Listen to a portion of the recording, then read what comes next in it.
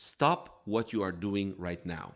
Because while you have been following your doctor's advice, taking your prescriptions, and doing everything you were told, something has been quietly slipping away from you. Your arteries are stiffening, your blood pressure is creeping up, your energy is disappearing. And nobody in that 7-minute appointment ever told you why. Here is what I discovered after 23 years in internal medicine. The populations with the lowest rates of heart disease on this planet do not have better genetics. They do not have better hospitals. In fact, most of them live without hospitals at all. What they have is 5 specific plant compounds they have been consuming daily for over 2,000 years. And I need to be direct with you right now. The reason your cardiologist never mentioned these is not because they do not work. It is because there is no billing code for teaching you about them. There is no pharmaceutical patent on a root or a flower, and a well patient does not generate revenue. That changes today. In the next 30 minutes, I am going to walk you through exactly what these 5 compounds are, how each one works inside your cardiovascular system, and the precise protocol for using them correctly, including the drug interactions your doctor absolutely needs to know about if you are on any medication. Now, before diving into this, I want to ask you something. How long have you been dealing with blood pressure or circulation concerns? Type your number of years right down in the comments. I read every single one. And your answer tells me exactly which part of today's information matters most for you. Now, let me tell you about Sandra. Sandra is 67 years old. She is a retired postal worker from Virginia. She spent 32 years on her feet, walking routes in heat and cold, and she is proud of every one of those years. But 18 months ago, her doctor looked at her numbers and said the words that changed everything. He said, "Your blood pressure is 164/98. You need to start medication immediately." Sandra called me. She was not panicking. She was furious. She said, "I have been doing everything right for years. I walk, I cut out salt, I drink my water. Why is this happening to me?" Here's the thing about Sandra's question. It is the right question. And the answer has nothing to do with what she was or was not doing. The answer has everything to do with what was missing from her daily routine. A specific group of plant compounds that her body had never received in sufficient quantities. The same compounds that populations in Okinawa, Sardinia, and the monasteries of Southeast Asia have been consuming without exception for 2,000 years. I am going to explain exactly what was missing for Sandra, and I suspect it is missing for you too. But first, here is what nobody wants to admit out loud. The 7-minute appointment model built into the insurance billing system makes it structurally impossible for your doctor to teach you anything. I am not blaming your physician. Most of them went into medicine because they care. But the system gives them 7 minutes per patient. You cannot explain the relationship between nitric oxide and vascular elasticity in 7 minutes. You cannot explain why polyphenols do what blood pressure medication cannot in 7 minutes. The system was built to prescribe, not to educate. And you have been paying the price for that gap for decades. This is not your fault, not even close. But now you know where the gap is. And knowing where the gap is means you can fill it. Let me start with the compound that surprised me most when I first encountered the research. Oolong tea. I know. You may be thinking that sounds like something from a health food store shelf. Stick with me for 60 seconds on this one. Oolong is processed to sit precisely between green and black tea. That specific oxidation level produces a polyphenol profile that neither green nor black tea can replicate. A study published in the Journal of Epidemiology followed over 76,000 participants for 14 years. What they found was striking. People who drank oolong tea regularly had a 39% lower risk of dying from cardiovascular disease compared to non-drinkers. 39%. That is not a rounding error. That is a clinically meaningful reduction. Here is what is actually happening inside your arteries when you drink it. Your endothelium, which is the thin inner lining of every blood vessel in your body, functions like a control system for vascular tone. When it is healthy, it releases nitric oxide, which relaxes vessel walls and keeps pressure normal. When it is damaged by oxidative stress, it stops releasing nitric oxide efficiently. Vessel walls tighten. Blood pressure climbs. Oolong's polyphenols, specifically a class called diaflavins, act directly on endothelial cells and restore their ability to produce nitric oxide. Think of it as recalibrating a thermostat that has been stuck at the wrong setting for years. Additionally, oolong contains an amino acid called L-theanine. This compound crosses the blood-brain barrier and promotes what researchers call calm alertness. It is not sedation, it is not stimulation, it is the specific neurological state that reduces cortisol, which is itself one of the most aggressive drivers of elevated blood pressure in people over 60. Now, I need to be clear about something before moving on. If you are currently taking calcium channel blockers or ACE inhibitors for blood pressure, adding polyphenol-rich teas can enhance the medication's effect. That can be a good thing. But it means you need to monitor your numbers more closely, and your doctor should know what you are adding. More on the specific interactions in a moment. 1 cup of oolong in the morning. That is the entry point. Brewed at 85 degrees Celsius, not boiling. Boiling water destroys a portion of the polyphenols.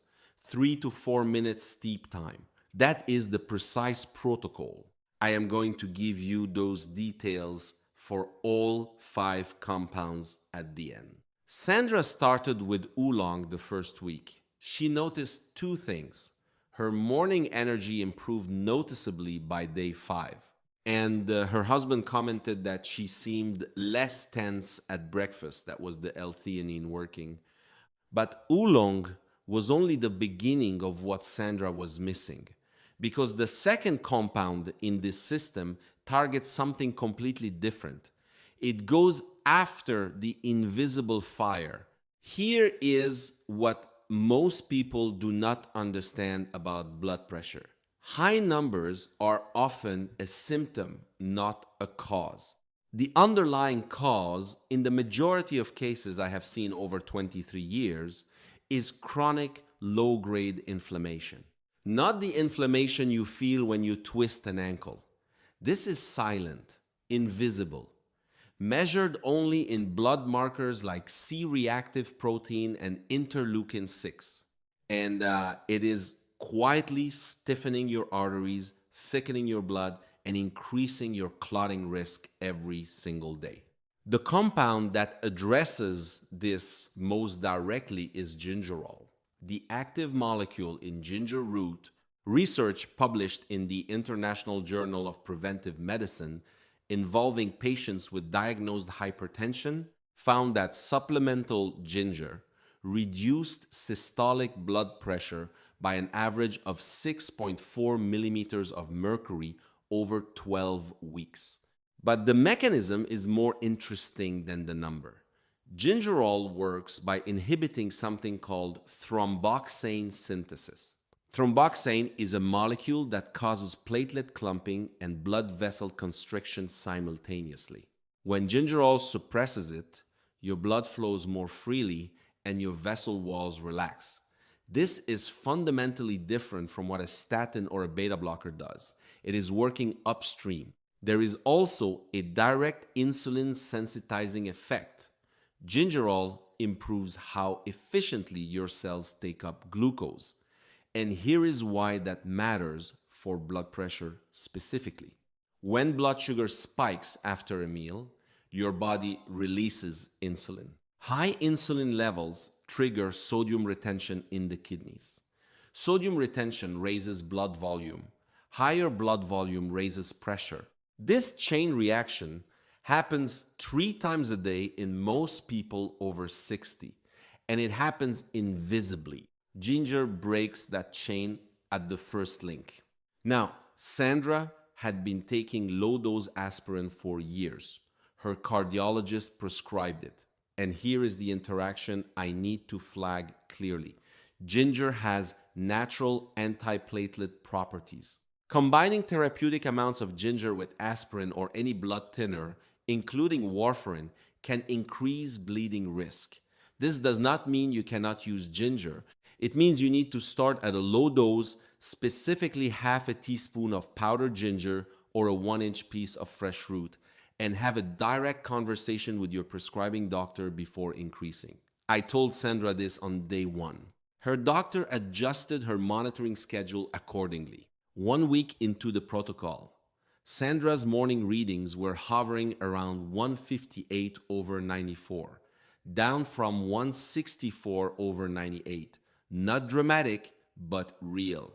The third compound is where things started to accelerate for her. And it is the one where the research left me personally astonished when I first encountered it as a medical student. Turmeric has been used in Ayurvedic medicine for over 4,000 years. The ancient practitioners who used it did not know what curcumin was. They did not know about NF-kappa B or oxidative stress cascades, but they observed generation after generation that people who consumed turmeric daily lived longer and suffered fewer of the degenerative conditions that broke others. It took modern science about a decade to catch up to what they already knew. Here is what curcumin actually does inside your cardiovascular system.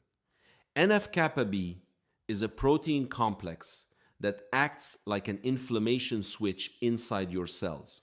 When it is turned on, it activates dozens of inflammatory genes simultaneously. Curcumin blocks this switch at the molecular level, not partially, directly. Research from Tufts University found that curcumin improved endothelial function in postmenopausal women as effectively as aerobic exercise training. Let me say that again. A dietary compound matched the cardiovascular benefit of regular exercise in a controlled clinical trial. That is published in the journal Nutrition Research, and the reference is in the description below. There is also the cholesterol angle. Curcumin reduces the oxidation of LDL cholesterol. Oxidized LDL is the specific form that embeds itself in artery walls and triggers plaque formation. Regular LDL is not the real problem. Oxidized LDL is, and most standard blood panels do not even measure it. Your doctor may have told you your cholesterol is fine based on total numbers, while oxidized LDL has been quietly contributing to your cardiovascular risk for years. Curcumin addresses this directly. And then there is the research I did not expect. A study in the American Journal of Cardiology found that patients who received curcumin after bypass surgery had a 65% lower rate of post-operative heart attack compared to the control group. 65%. The researchers concluded that curcumin's ability to reduce surgical inflammation was clinically significant.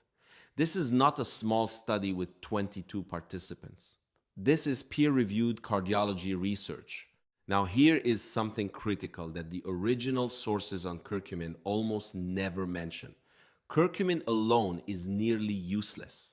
Your digestive system breaks it down before it can be absorbed. Bioavailability studies show that isolated curcumin has absorption rates as low as 1%.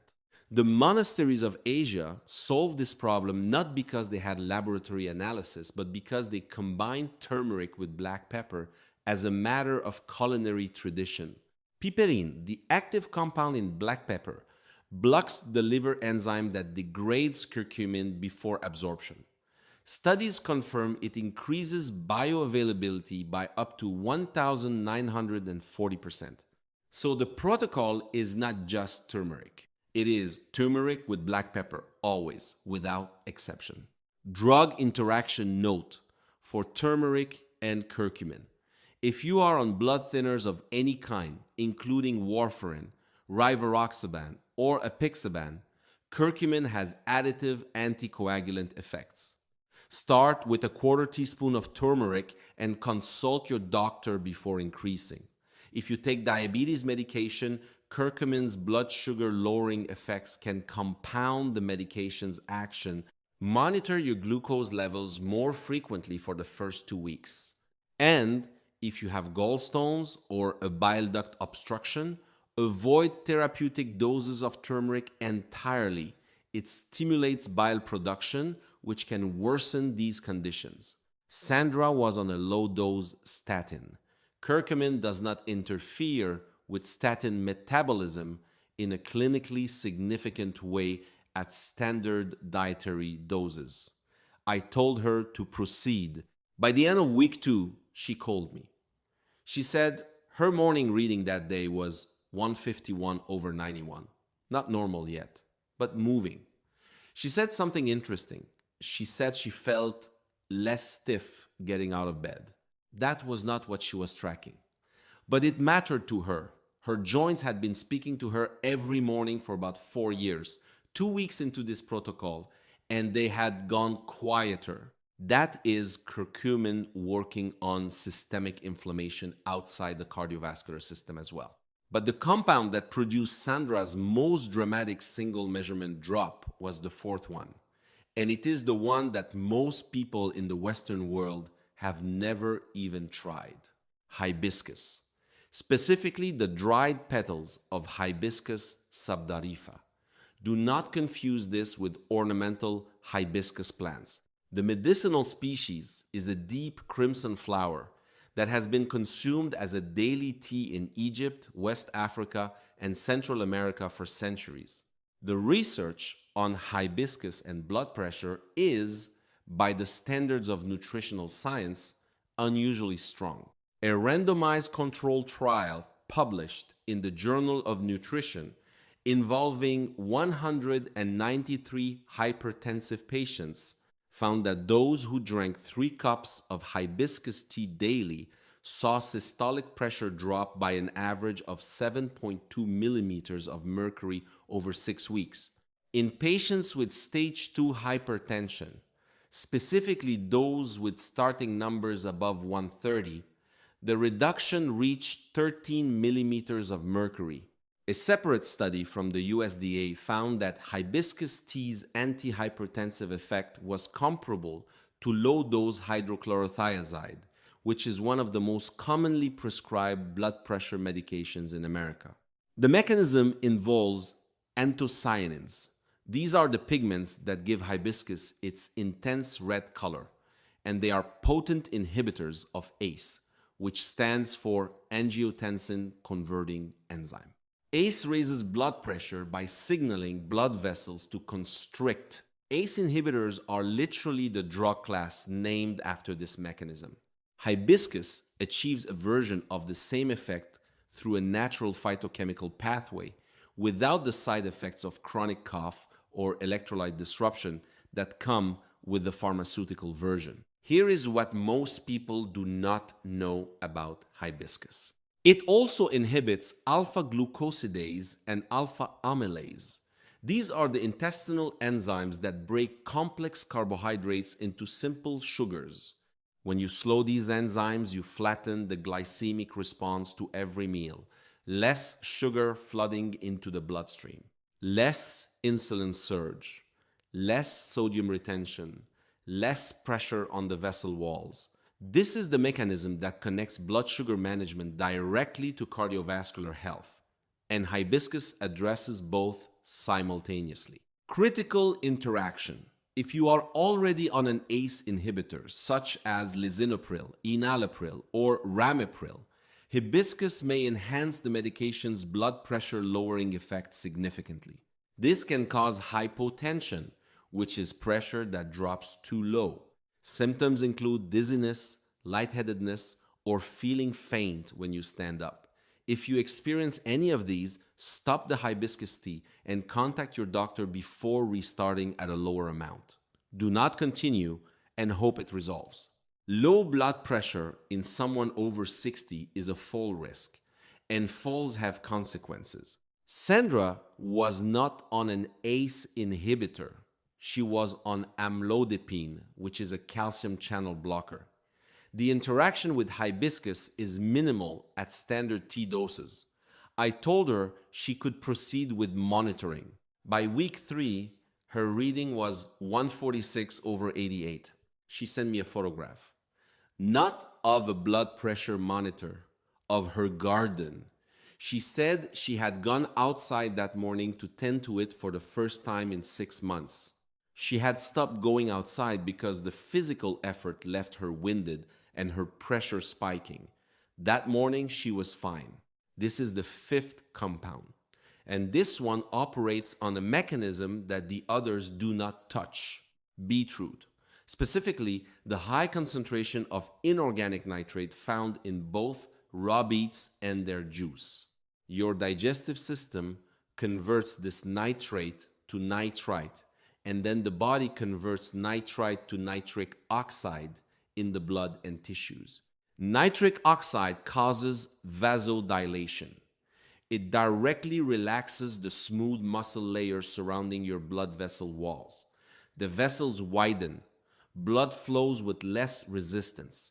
Pressure drops. A study published in the journal Hypertension, conducted at Queen Mary University of London, found that a single dose of beetroot juice reduced systolic blood pressure by 10 millimeters of mercury within just a few hours. 10 points from a single serving. A meta-analysis of 16 randomized controlled trials, published in the Journal of Nutrition, confirmed an average reduction of 4.4 millimeters of mercury systolic with regular beetroot consumption. The effect is dose-dependent. Daily use produces cumulative benefits. But here is the aspect of beetroot research that expanded my understanding of the entire cardiovascular system. Nitric oxide does not just dilate blood vessels. It also improves mitochondrial efficiency inside heart muscle cells specifically. Your heart is the highest energy demanding organ in your body. It never stops. At rest, your heart uses approximately 450 kilocalories per day just to keep beating.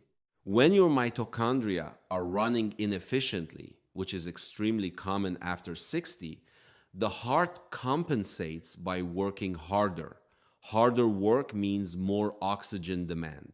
More oxygen demand means higher pressure to deliver it. Beetroot breaks this cycle by improving the efficiency of energy production at the cellular level. Your heart does the same work for less effort. Do not exceed approximately 500 milligrams of nitrate per day from beetroot sources. In most contexts, that means no more than 250 milliliters of beetroot juice or 1 medium beet daily. More is not better. Excess nitrate can cause a temporary condition called methemoglobinemia in rare cases, where red blood cells lose the ability to carry oxygen efficiently. It is uncommon but worth knowing. If you have a history of kidney stones, particularly calcium oxalate stones, reduce or avoid beetroot. It is high in oxalates. If you take phosphodiesterase inhibitors, which are medications sometimes used for pulmonary hypertension, do not add beetroot without medical supervision. The vasodilatory effects can combine in ways that cause problematic pressure drops. For everyone else, beetroot is one of the most accessible, inexpensive, and well-researched cardiovascular support foods available. Sandra added beetroot juice in week 3, small glass, 150 milliliters. In the late morning, separate from her other supplements. End of week 4, she sat in my office and she and I looked at her readings together the prior 7 days. Her average was 138 over 83. She looked at me and said, I do not understand how this is possible. Nothing I have done in the past 3 years moved these numbers this much. I want to tell you what I told her, because this is the part that matters most. These 5 compounds did not produce a miracle for Sandra. They filled a gap that the standard care system structurally cannot fill. They addressed endothelial function. They reduced the oxidative stress corroding her vessel walls. They flattened the glycemic spikes, driving her pressure up 3 times a day. They suppressed the chronic inflammation that was quietly stiffening everything. None of that was treated by her medication. Her medication managed the number. These compounds addressed the biology producing the number. Before I give you the complete protocol, I need to set your expectations correctly. Because if I do not do this, I am not being honest with you. Week 1 is not impressive. Your body is adapting. You may notice slightly more trips to the bathroom from the hibiscus and beet juice. That is normal. Your kidneys are responding to changes in fluid regulation. Some people feel a mild headache on day 2 or 3 as vascular tone shifts. This is not a red flag. It is a sign that something is changing. Push through it. Week 2 is when most people start noticing the first real signal. Mornings feel slightly different. The stiffness is a bit less. Energy is marginally better. Your pressure readings may show small drops, 2 to 4 points. On some days, not every day. Do not expect linearity. Biology does not move in straight lines. Week 3 is where Sandra's garden happened. For most people I have worked with, this is the first week where the cumulative effect becomes undeniable. Readings are consistently lower, not dramatic, but consistent. 3 to 6 points down on average. That matters. Week 4 and beyond is when the numbers solidify. The compounds are now working synergistically. Oolong has recalibrated your endothelial nitric oxide production. Ginger has suppressed the thromboxane pathway and reduced insulin-driven sodium retention. Curcumin has turned down the inflammatory gene expression that was stiffening your arteries. Hibiscus has been blocking AC and flattening your post-meal glucose spikes. Beetroot has flooded your vascular system with nitric oxide and improved your heart's energy efficiency. These are not separate effects, they are additive. In some pathways, they are synergistic, meaning they enhance each other's mechanisms in ways that produce results larger than any single compound could deliver alone. Most people will not see their blood pressure normalize from these compounds alone. I want to be clear about that. If you are in hypertensive crisis territory, you need medication and you need it now. What I am describing is not a replacement for indicated pharmaceutical care. It is a foundational layer that addresses what pharmaceuticals structurally cannot address. For many people, adding these compounds while staying on their medication produces readings that allow a genuine conversation with their doctor about whether dosage reduction is appropriate over time. That conversation belongs with your physician with data in hand. Here is the complete protocol. Oolong tea, 1 cup each morning. Water temperature 85 degrees Celsius. Steep 3 to 4 minutes. Do not add sugar or honey initially, as the sweetener can blunt the endothelial effect. Allow 3 weeks before evaluating impact. Ginger. Half a teaspoon of dried powdered ginger or 1 inch of fresh ginger root added to hot water or food. Once daily. If you are on aspirin or any blood thinner, stay at this dose until your doctor confirms it is safe to increase. Never exceed 1 teaspoon of dried ginger per day without medical guidance. Turmeric with black pepper. Half a teaspoon of turmeric powder combined with a quarter teaspoon of black pepper, once daily. Add to food, mix in warm water, or take with a meal containing fat because curcumin is fat soluble and absorbs better with dietary fat. Critical, do not skip the black pepper. Without it, the curcumin is nearly inactive. Hibiscus tea. 1 to 2 cups daily. Brewed from 3 grams of dried hibiscus petals per cup, steeped 8 to 10 minutes. You can brew it as a cold steep overnight for convenience. If you are on any blood pressure medication, start with 1 cup and check your pressure before and 2 hours after. Look for any symptoms of pressure dropping too low. Beetroot. 100 to 150 milliliters of unsweetened beetroot juice or 1 small to medium beet daily. Take separately from your oolong tea and at least 2 hours from any iron supplement, as compounds in beets can temporarily affect iron absorption. The sequence that produced Sandra's results: oolong in the morning, ginger and turmeric with lunch, hibiscus mid-afternoon, beetroot juice in the late morning or with a meal. This is not rigid. Life is not rigid. But spacing them across the day optimizes absorption and prevents any single compound from competing with the others for digestive resources. I want to say something about the word natural. I hear it used constantly in contexts that I find misleading. Natural does not mean safe for everyone. Natural does not mean without interaction. Everything I've described today has specific drug interactions, specific contraindications, and specific dosing parameters that matter. The difference between these compounds and pharmaceuticals is not that one has side effects and the other does not.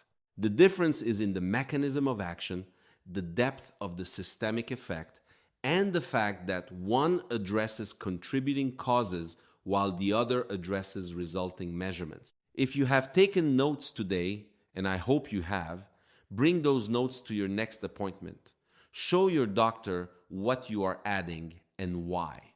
A physician who understands integrative cardiovascular care will welcome that conversation. If yours does not engage with it at all, that is information too.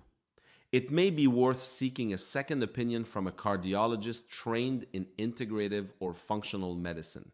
Sandra went back to her primary care physician 6 weeks after she started this protocol. Her readings that day were 136 over 82. Her doctor looked at the numbers and said, "Whatever you are doing, keep doing it." He did not ask what she was doing. That is a separate conversation about the limitations of the 7-minute appointment.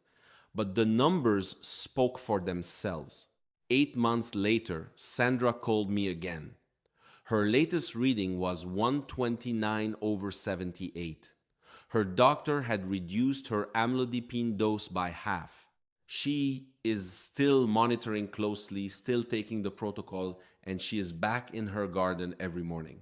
I want to be honest with you about something before closing today. Sandra's results are on the better end of what I typically see. Not everyone responds this quickly or this significantly.